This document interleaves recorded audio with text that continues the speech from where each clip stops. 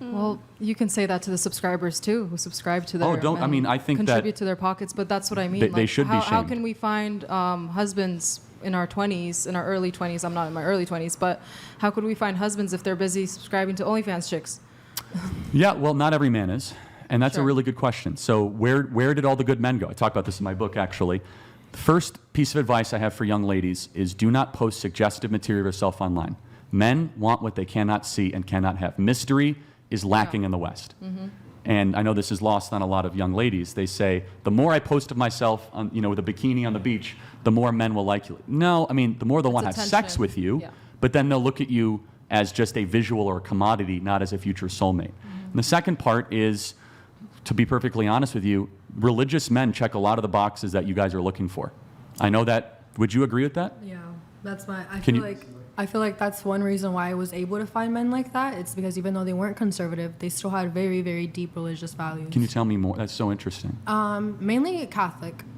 I'm also Catholic. Yeah. So, and they believed in the God, right? They wanted to have a family. Yeah, they didn't necessarily read the Bible word for word Of every course. day, but they followed the Bible. So, would you say that's, if you're looking to find a man in the West and it's your number one priority, and you were given a random selection of a Catholic man or kind of a femboy atheist, you would take the Catholic? Yeah, I would. Would you? The Catholic, yes. I think Okay. femboy atheist is so So funny. how many of you are then going to church actively trying to find a man? I mean, I don't need to. I also. Well, I know, but I didn't meet any of my boyfriends Okay, in church, fair enough. and I feel like I wouldn't have, if I'm going to be honest. I feel like you can meet a really religious man outside of church. Fair enough, yeah. You just have to find where you guys both coincide, and yeah, like at the library, studying for your exams, for example. I actually recommend to my single friends to find men in the church because I agree. usually stand-up guys, typically. Yeah, and I mean, there's exceptions to every rule. And so my advice to my two Australian friends is that if you want the thing that is the most important thing to you, start making those decisions younger than older, because you might end up be filled with a lot of money and a lot of regret. Well put, Charlie. Well put. Let me read two of these chats that we have kind of. Hugo, here we go. Thank you, Hugo. Appreciate it. Yeah, I'll get it. And then he sent in this other one here. Send in a lot of Bible verses. Yeah. Hugo, Brian Reed, I know your faith, service, and perseverance, but you tolerate that fake prophet, Jezebel, who leads my servants into sex, immorality, and idol worship. She refuses to repent, so I will cast her into suffering and make her followers suffer unless they repent, Rev 2:19-22. And then in this one, though, you said it was 1921, so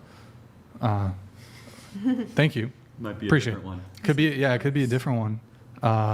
Yeah, these are the same. But Hugo, thank you, man. Really appreciate your chat, guys. If you want to get in some couple chats.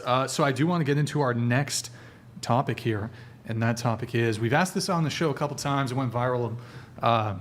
This conversation, not from the show, went viral. I think it'd be good to do it while we have Charlie here. Question is, would you rather be stuck in the woods with a random man or a random bear? Starting with you. Go ahead. How random. Totally random. So the U.S. male population is over 150 million, so just a random man. I've heard really good arguments for both. Well, what's, I guess, kind of your knee-jerk resonates for me? gut choice here? How long am I stuck?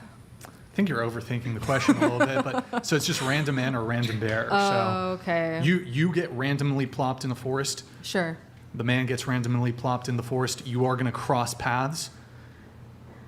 The choice is between crossing paths with a random man or a random bear. Random man. Okay. So I'm going to preface this. I was on the show a month ago, Yep. and we had that question, and I did answer bear. And I'm just going to say, I'm going to change my answer for the sake of, I don't feel like arguing for the bear. Wait, no. You can't change your answer No, for the 'cause- sake of not wanting to argue it. Because Answer honestly. No, because the reason why I chose the bear last time was for the sake of the argument, if I'm going to be so honest. If a random man, the I don't chances believe of it being all those points I made of the violent, the essay, all that, Mm-hmm. the chances of that are pretty low compared to the chances of the bear seeing me, running after me, so I don't feel like arguing for the sake of the bear. We're going to choose the man today. So to be clear, your answer is the bear, but you just don't want to argue it because Charlie's here. No. I said I chose the bear on the show last time because Okay. I, for the sake of the argument, I had so many reasons to argue for the bear. Whereas, like right now, I'm like, why would I even do that? Like the chances of it being a violent man and all those things that I had already mentioned, which you know. So I convinced so you low. through my argumentation. No, the thing is, I already knew that from the start.